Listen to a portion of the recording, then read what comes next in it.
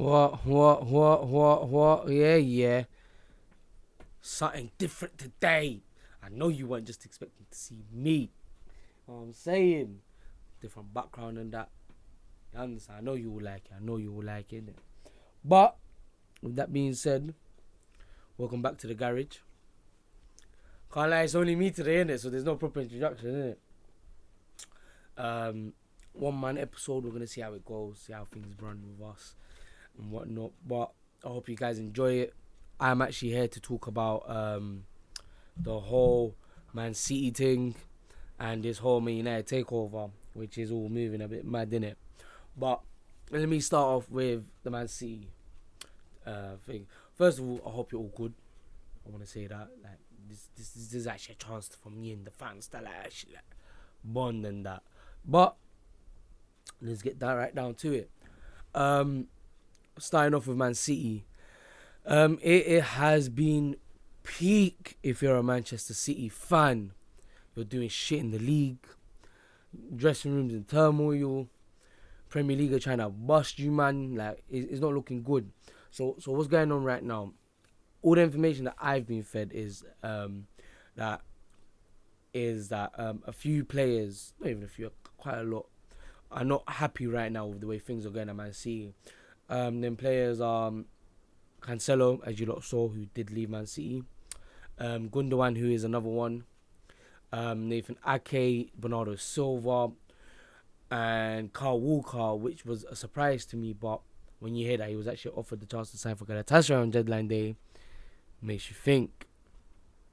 As far as I've been told, they're all not happy with what's going on at Man City, the way they play, the amount of games that they've all been getting, the style of football. They don't like the idea that it's all based around one man, where before it was all shared out.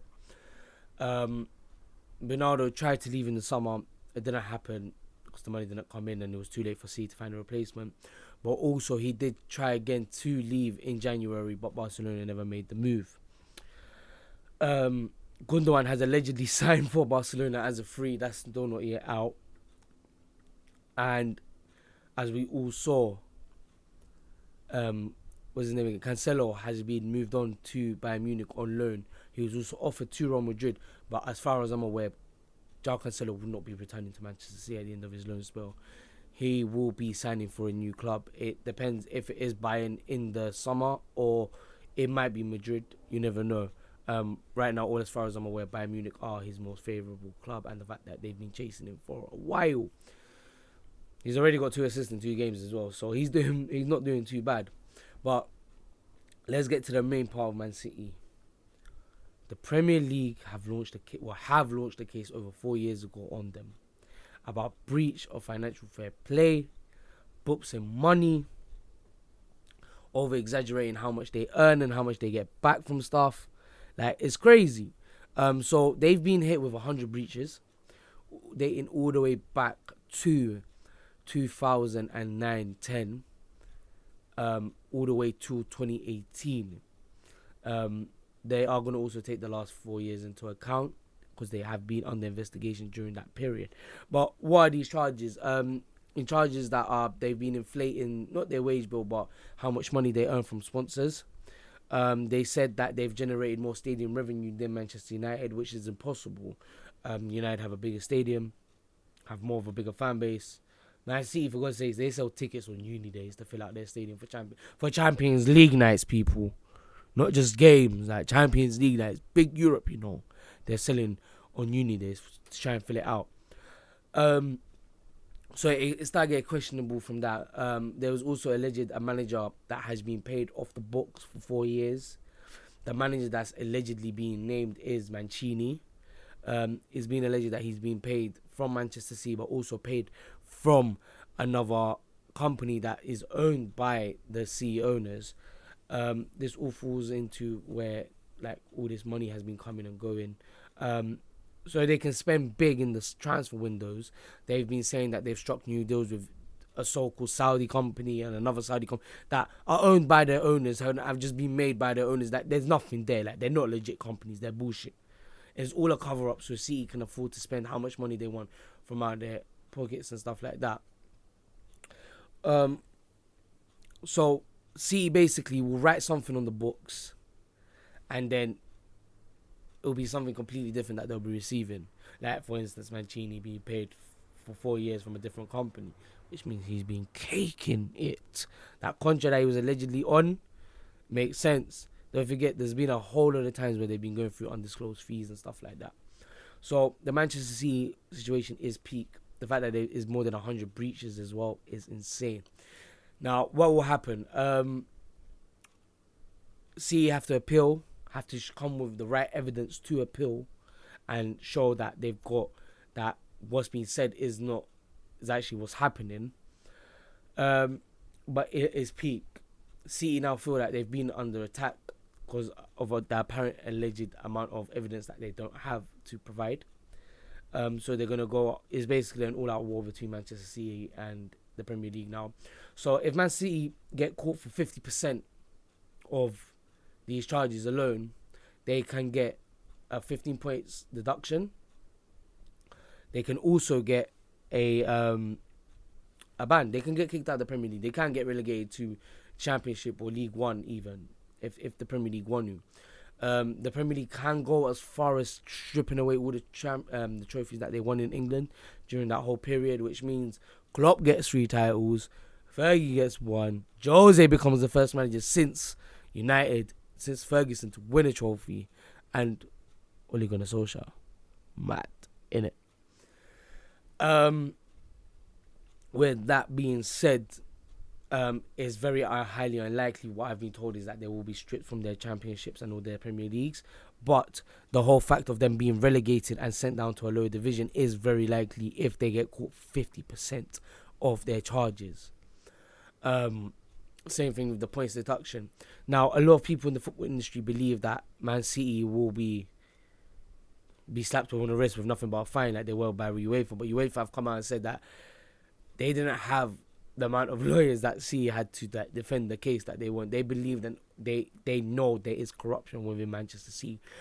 And why is this? Because Man City wanted to do it quick. They wanted success quick. They wanted to become a big name quick.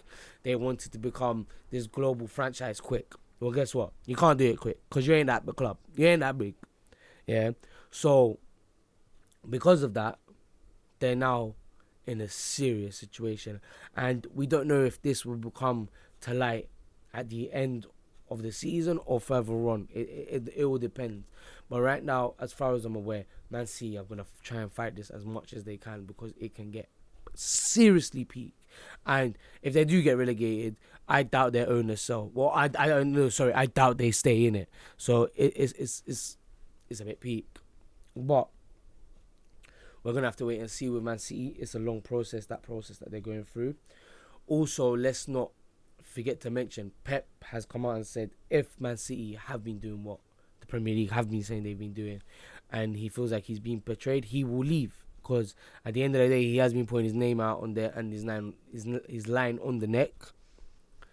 But it's a thing where he has it's been how can I say this? It's their word against theirs, isn't it? His. And as far as he's aware, they haven't been lied to him. But if they are, all I can say is Pep Guardiola goodbye. Man City will not have that manager anymore because he will dip. It will dip. It will be too peak on him because on the pure fact, he stuck his name out for these mugs. And you get what I'm saying? Like, you can try and cheat as much as you want. It's not going to bang in it. And now you lot have fumbled. You lot have fumbled the bag. You men have been cheating for 15 years and still can't win the Champions League. You know how peak that is? Is that Timo giving me the answers to a test and I still fucking fail? How can you fail? You've been cheating for 15 years and still can't bag a Champions League. You man are a joke, man, club. Yeah? But all banter to aside, I don't hope you bust the case. I really don't. I really don't hope you bust the case. I do hope you get caught out for what you lot have done. You can't convince us that there is no corruption, especially when you're coming out with nonsense saying, oh, we've generated more revenue than Manchester United. Listen. No matter how shit Man United are, you will never come close to the renovate what they make and earn. Let's be real, yeah. No matter how rich you are, how many towers you win, United will forever be the bigger club than you. So therefore, do not ever come out with nonsense saying we as Manchester City have generated more revenue than Man United. Bullshit. Complete and utter nonsense. Doesn't make sense. It's BS. But with that, we see what happens. I don't wish them the best of luck, but it is entertaining to see. Let's see if the Premier League actually have the bottle and the nerve to actually do them the way they did Juventus and the way Rangers were done. Let's see. But it's a waiting game. I just find it crazy, and it's about damn time they got caught out for it. But we'll have to wait and see. But moving on swiftly from Manchester City, we go across to their rivals and the bigger name and the bigger household name and the club that's probably about to take over England again is Manchester United. We have been, for the last 24 hours, there has been crazy news that's come out about Man United, and it has got to do with Qatar. Qatar have officially entered this race, have entered it properly. Fabrizio Romano is now coming out speaking about it, and a whole load of other journalists. What's been alleged to be saying is that they're looking to blow everyone out of the water with a 10 billion bid that includes also renovation for the new stadium and the training ground, and to pay off the debt that the club is currently under of £777 million, if I'm not mistaken, because the Glazers have admitted that they will sell Manchester United without paying off the debt, which is a joke, man. It's a joke, man. But what do we expect from the Glazers? Nothing less, if we're being completely real. So, where do we go from here? Apparently, Qatar want this done as quickly as possible. But what I've been told is the deadline of to the end of February, where the deadline is for you to make bids, has now been extended probably to the end of March, because there are other companies and other people that are trying to make a consortium together and come and make the bid for Manchester United. Where does this leave groups like Dubai? Dubai is still interested. As far as I've been told, it's actually Dubai who are technically the front runners that might be getting the club. I've been told today that Sir Jim is no longer in the running, him and his consortium, on the pure fact that he had talks with the Glazers today and it did fumble. So, as far as I'm aware, the two main front runners are for Man United are Qatar and Dubai. Now, with that being said, it is really, really, really, really going to be an interesting battle.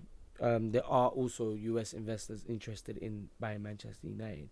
But with what the story that we've been told today is that Qatar are willing to blow anyone out of the water. Now, with that being said,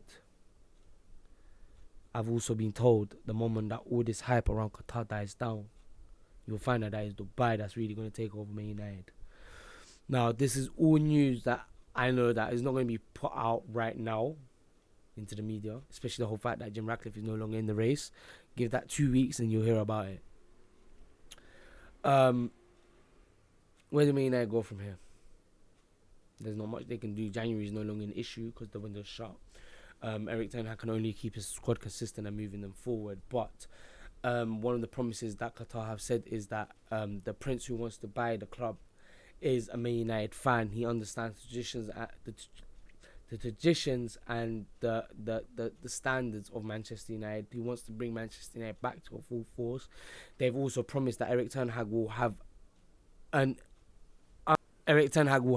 unbelievable budget to work with, which he had a good budget this summer.